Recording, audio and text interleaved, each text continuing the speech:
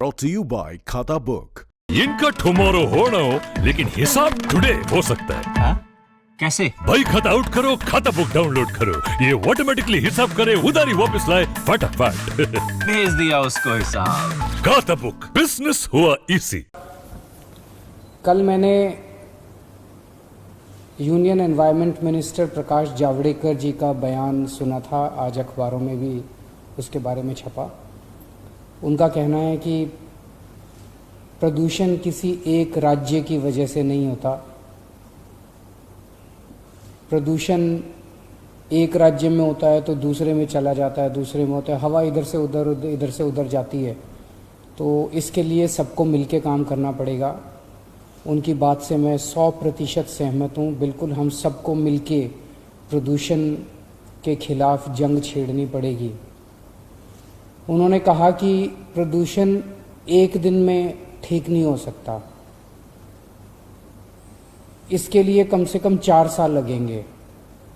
इस बात से मैं सहमत नहीं हूँ। मुझे ये लगता है कि अगर हम सारी सरकारें मिलके, सारी पार्टियां मिलके, राजनीति छोड़ के ईमानदारी से मेहनत के साथ लगें तो 4 साल से काफ़ी कम समय में हम प्रदूषण पे काबू पा सकते हैं। पराली के प्रदूषण की बात करता हूँ। दिल्ली में हम सब लोग जानते हैं और अब तो सुप्रीम कोर्ट ने भी कह दिया, उसके पहले इस बात पे राजनीति हो रही थी कि पराली से कितना प्रदूषण होता है, कम होता है, ज़्यादा होता है।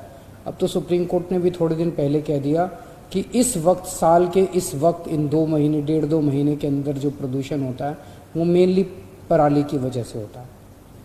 पराली से जो प्रदूषण पैदा होता है वो केवल दिल्ली में नहीं होता, पूरे उत्तर भारत में होता है।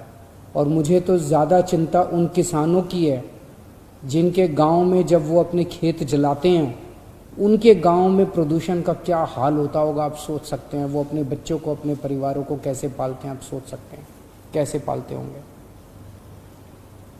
मेरा अपना मानना है कि पराली से उत्पन्न होने वाले प्रदूषण को काफ़ी कम समय में नियंत्रित किया जा सकता है। इसके लिए समाधान हमारे इंजीनियर्स ने, हमारे साइंटिस्ट्स ने समाधान दिए हैं। केवल और केवल राजनीतिक इच्छा शक्ति की कमी नज़र आ रही है। अभी जैसे दिल्ली के अंदर हम एक्सपेरिमेंट कर रहे हैं। एक्सपेरिमेंट क्या कर रहे हैं? पूसा इंस्टीट्यूट एक्सपेरिमेंट कर चुका है।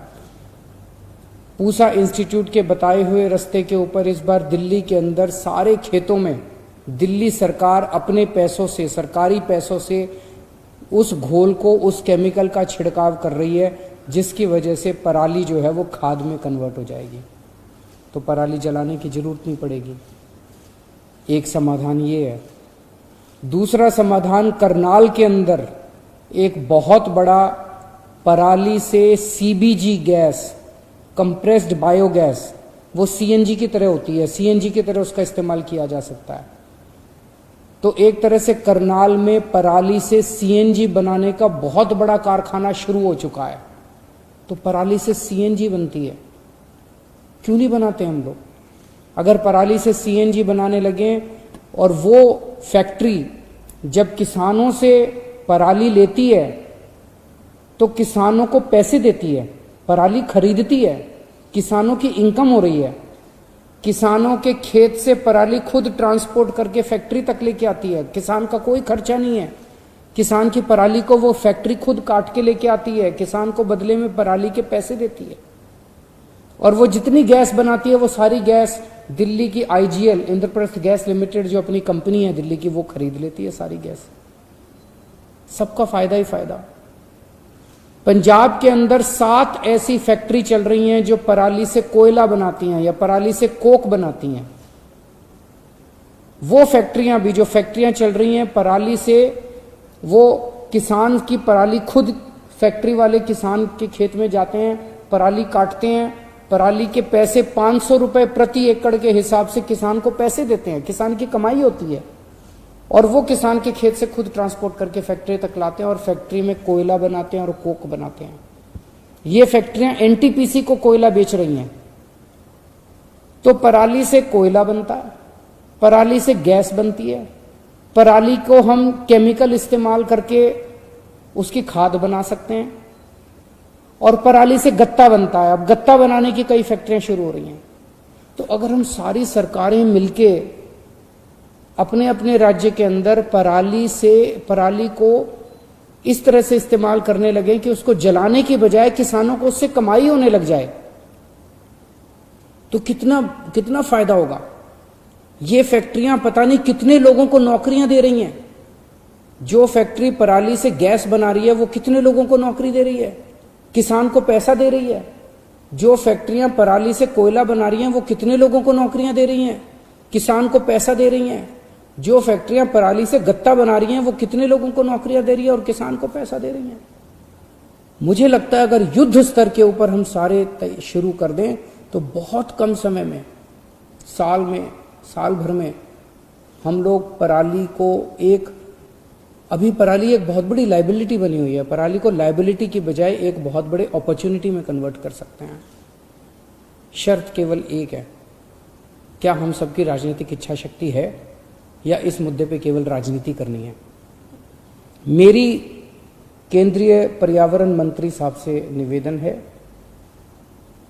अभी तक केंद्र सरकार सभी राज्य सरकारों के एनवायरमेंट मिनिस्टर्स के साथ मीटिंग करती रही है।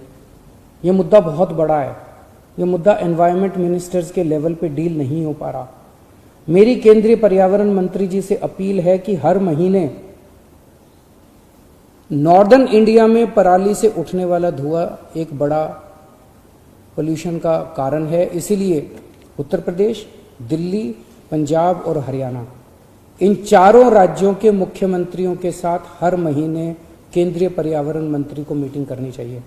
और जब तक पराली की समस्या, खुले दिल से मीटिंग करें हम लोग, एक दूसरे के ऊपर आरोप प्रत्यारोप ना करें। हरियाणा के मुख्यमंत्री साहब के पास खुद समाधान हो सकते हैं, पंजाब के मुख्यमंत्री साहब के पास खुद समाधान हो सकते हैं, उत्तर प्रदेश के साथ मेरे पास समाधान, हम सब मिलकर समाधानों के ऊपर चर्चा करें। अपने अपनी टीम के साथ बैठे हैं, अपने अपने एनवायरमेंट मिनिस्टर को लेके बैठे हैं, अपने आप अफसरों को, एक्सपर्ट्स को लेके बैठे हैं। और जब तक पराली की समस्या का समाधान नहीं हो सकता, हर महीने मीटिंग करके इसकी शार्प डेडलाइंस बननी चाहिए, टाइमलाइंस बननी चाहिए और उसके हिसाब से इसके ऊपर काम होना चाहिए। तभी हम इसके ऊपर इसका समाधान निकाल पाएंगे। तो इंजीनियर्स ने और एक्सपर्ट्स ने तो समाधान दे दिए हैं, कमी केवल एक राजनीतिक इच्छा शक्ति की है। नमस्कार।